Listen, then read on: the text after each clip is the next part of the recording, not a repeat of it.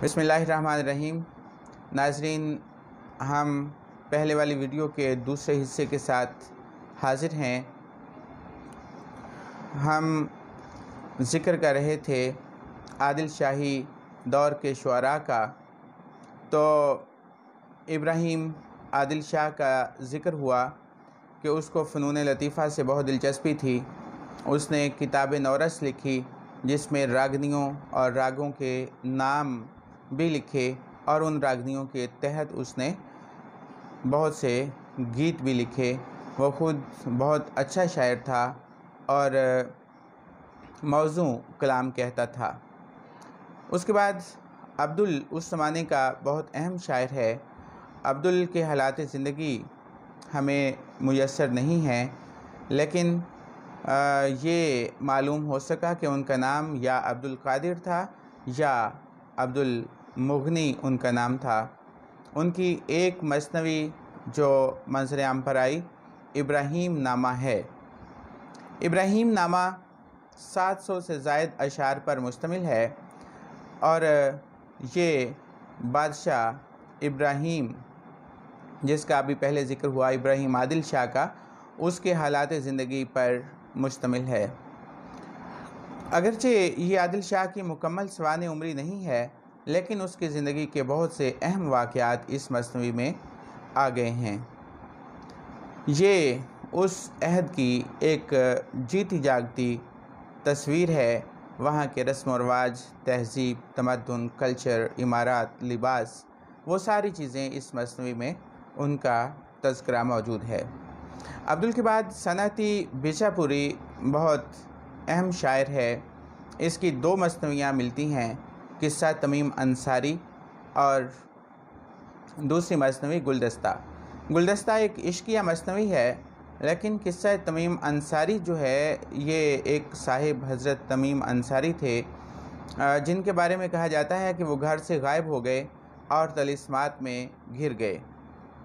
طلسمات میں انہوں نے نہایت عزم و ہمت سے کام لیا اور آخرکار وہ ان طلسمات سے باہر آئے۔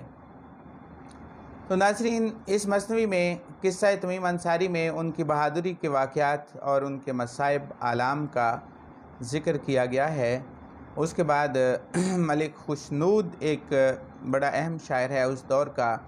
ملک خوشنود کا بنیادی تعلق گولکنڈہ کی ریاست سے تھا، جہاں پر قطب شاہی حکومت قائم تھی۔ قطب شاہی حکومت میں جب سلطان کی پھوپھی کا رشتہ ہوا تو سلطان کی پھوپھی خدیجہ سلطان کا جب محمد عادل شاہ کے ساتھ رشتہ ہوا تو ملک خوشنود اس کے ساتھ یہاں آئے سامان کی حفاظت وغیرہ کے لیے، اور پھر یہیں رہے۔ خدیجہ سلطان خود علم و فضل والی تھیں اور علماء اور فضلاء اور شعراء کا بہت خیال رکھتی تھیں اور ان کی قدردان تھیں۔ خدیجہ سلطان نے ملک خوشنود کو وہاں اعلیٰ عہدے پر مامور کروا دیا، اور اس نے متعدد غزلیں، قصیدے لکھے اور امیر خسرو کی فارسی مثنویوں کا اردو میں ترجمہ کیا، جن میں یوسف زلیخا، بازار حسن اور ہشت بہشت شامل ہیں۔ کمال خان رستمی اس زمانے کا ایک اور اہم نام ہے۔ یہ قادر الکلام شاعر تھے۔ غزلوں اور قصیدوں کے علاوہ ایک ضخیم مثنوی خاوردامہ بھی لکھی۔ رستمی نے یہ مثنوی خدیجہ سلطان شہربانو ملکہ عادل شاہ کی فرمائش پر لکھی۔ یہ مثنوی اصل میں حسام کی فارسی مثنوی تھی، جس کا انہوں نے اردو میں ترجمہ کیا۔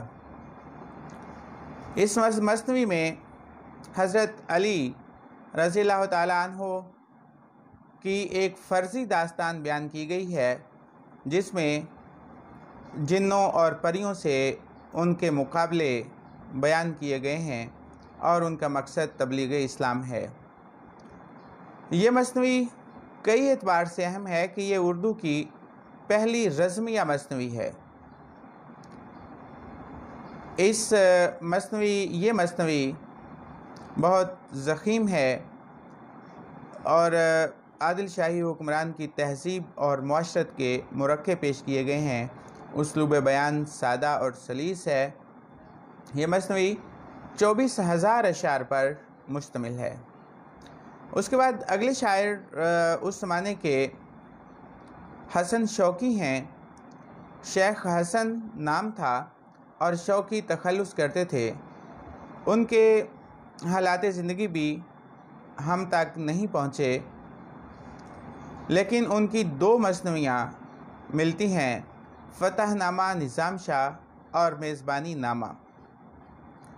فتح نامہ نظام شاہ میں جنگ تلی کوٹہ کا حال بیان کیا گیا ہے اور اس میں قطب شاہی، نظام شاہی اور عادل شاہی حکومتوں نے مل کر بیجا نگر کے راجہ سے مقابلہ کیا اور اس کا خاتمہ کیا اور اس کا علاقہ آپس میں تقسیم کیا۔ اس سے اگلے شاعر علی عادل شاہ ثانی ہیں، جو عادل شاہی خاندان کے حکمران تھے۔ محمد عادل شاہ کے بیٹے تھے اور ان کی پرورش خدیجہ سلطان شہربانو کی نگرانی میں ہوئی تھی۔ شہربانو چونکہ خود علم و ادب کی دلدادہ تھیں اور شعراء کی قدردان تھیں، ملک خوشنود اور رستمی جو دربار سے وابستہ تھے، ان کی صحبت علی عادل شاہ ثانی کو بچپن سے میسر تھی۔ جب ان کے باپ کا انتقال ہوا 1067 ہجری میں تو یہ تخت نشین ہوئے۔ انہوں نے تمام اصناف سخن میں طبع آزمائی کی۔ اردو کے علاوہ فارسی زبان میں بھی شعر کہے۔ کلیات شاہی میں قصیدے، مثنویاں، غزلیں، مخمس، مسمن، رباعیات، گیت اور دوہے سبھی کچھ شامل ہے۔ شاہی کی غزلوں کا اظہار اور اسلوب اور لب و لہجہ نادر ہے اور اس میں ایک بانک پن ملتا ہے۔ ان کی ایک ہی کتاب کلیات علی عادل شاہ کے نام سے منظر عام پر آئی۔ اس کے بعد نصرتی، محمد نصرت نام تھا، نصرتی تخلص کرتے تھے، ملک الشعراء کا خطاب ملا، لہٰذا ملک الشعراء محمد نصرتی بیجاپور کے 3 بادشاہوں کا زمانہ دیکھا انہوں نے۔ علی عادل شاہ کے زمانے میں وہ شہید ہوئے اور ان کی 4 کتب کے نام منظر عام پر آئے ہیں۔ گلشن عشق ہے، علی نامہ ہے، تاریخ اسکندری ہے اور کلیات نصرتی۔ گلشن عشق ایک عشقیہ مثنوی ہے جس میں کنور منوہر اور مدماتی کا قصہ نظم کیا گیا ہے۔ یعنی سوال اس طرح سے بھی آ سکتا ہے کہ گلشن عشق کے ہیرو کون ہیں، یعنی اس کا مین کردار کون ہے، تو وہ کنور منوہر اور مدماتی ہیں۔ علی نامہ علی عادل شاہ کی سوانح عمری ہے اور اس میں نصرتی کے کچھ قصائد جو علی عادل شاہ کی شان میں لکھے گئے وہ بھی اس میں شامل ہیں، اور ان کی دونوں مثنویاں کمال فن اور قدرت کلام کا بہترین نمونہ ہیں۔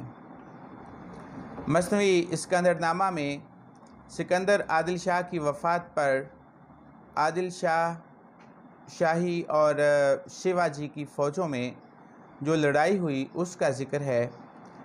تو اس کے بعد اگلے شاعر سید میرا ہاشمی ہیں۔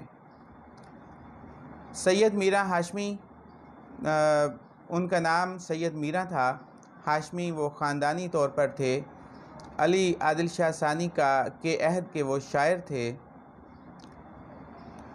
اور انہوں نے جو مثنوی، ان کی 2 چیزیں ہمارے سامنے آئیں، ان کا دیوان اور مثنوی یوسف زلیخا۔ ان کے دیوان کے مطالعے سے پتہ چلتا ہے کہ اس دور میں عورتوں کی زبان سے ان کو خاص دلچسپی تھی اور اس پر خاص قدرت اور خاص مہارت رکھتے تھے۔ ریختی کے ایجاد کرنے والے بھی وہی ہیں، یعنی ریختی میں انہوں نے بہت سے شعر کہے۔ مجموعی طور پر دیکھا جائے اگر تو عادل شاہی دور میں نثری تصانیف کے علاوہ شاعری نے بہت زیادہ ترقی کی۔ اس دور کے شعراء نے تقریباً ہر صنف سخن میں طبع آزمائی کی۔ مثنوی، قصیدہ، مرثیہ، غزل، رباعی، گیت، دوہے لکھے گئے اور پہلی بار عشقیہ اور رزمیہ مثنویاں لکھی گئیں۔ قصیدہ نگاری کا باقاعدہ آغاز ہوا اور غزل کو بھی بہت زیادہ مقبولیت حاصل ہوئی۔ نثری ادب بھی تخلیق ہوا جس میں زیادہ تر مسائل تصوف اور تبلیغ اسلام بیان کی گئی۔